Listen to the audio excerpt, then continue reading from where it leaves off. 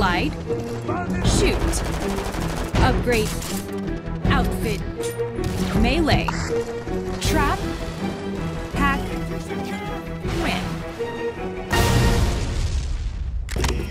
FPS fatigue, boredom caused by Me Too shooters, finally has a cure.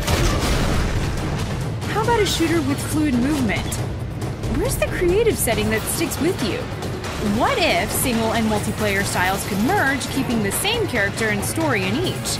We'd find that shooter on the Brink.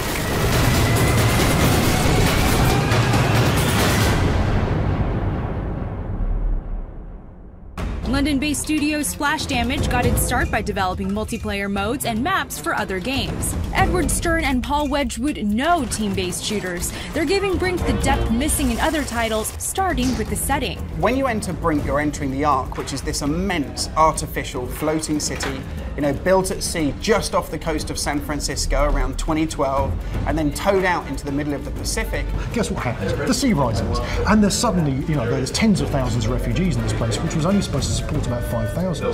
So the game takes place in 2045. By that point, the Ark is wearing out. Are you ready to use these, brothers? I am ready. Then let's do this.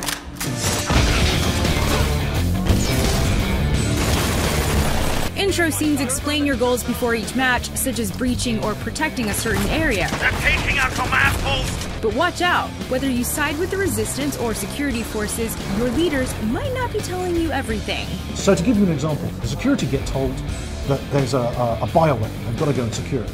The resistance get told they're trying to steal our medicines. There's a vaccine and they're trying to steal it. The best medium we have is the environment. So that's why we put so much work into the Ark's backstory to come up with an environment that kind of narrated itself. This must have been a nice place before everything went wrong. Oh wow, this place is still awesome. Hang on, why are people living in slums over there? Controls make a shooter, so Splash Damage tapped its PC game background. When we go back and play our past shooters like Enemy Territory Quake Wars, we get really frustrated by getting stuck on all those tables and chairs and walls and stuff. And at the end of the day in a shooter, you're basically a super fit soldier. So why is it that I can't get over 4-foot-high walls? Well, in Brink, we've solved all of those things with the new Smart Movement system. The idea for Smart, and Smart stands for smooth movement across random terrain, is to create a single button. It doubles as your sprint button. And when you're holding this button, it contextually understands what you're trying to get accomplished. So if I'm running towards a wall, I'm going to vault across it. If I'm running towards a table and look down, I can slide underneath. I can always aim and shoot and reload, but it's a brand new system that just allows me to move and shoot. I'll tumble for you.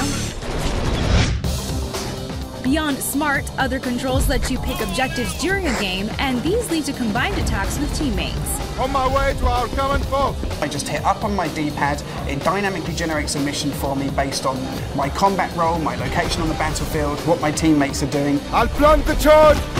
We're giving strangers playing online the tools to coordinate and pull together with really cool team tactics despite not having to talk to each other. What they're getting then is that buzz that top tournament clans get.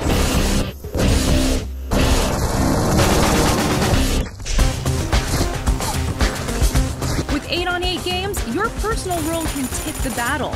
You'll pick a character class, soldier, engineer, operative, or medic, that all play differently from the others. So we have the soldier who's an all-out assault guy.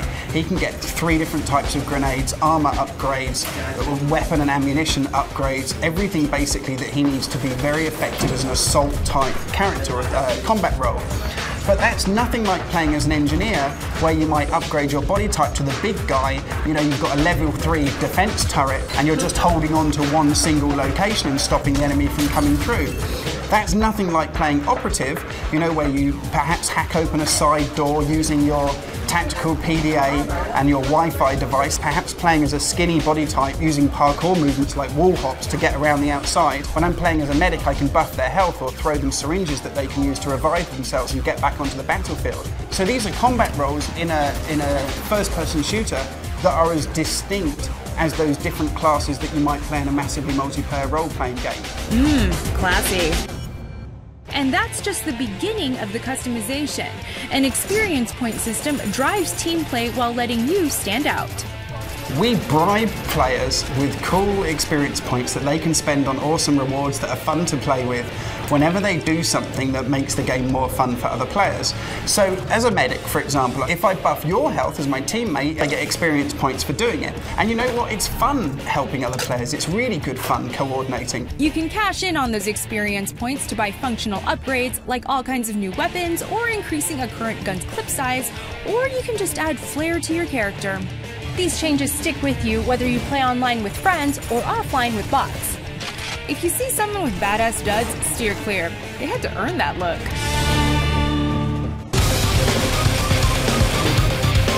Brink builds on years of team-based shooters, avoiding their mistakes while adding its own twists. Its great setting lays the foundation for big action. Right away, you'll be performing stunts and working together to win. We say, bring it on.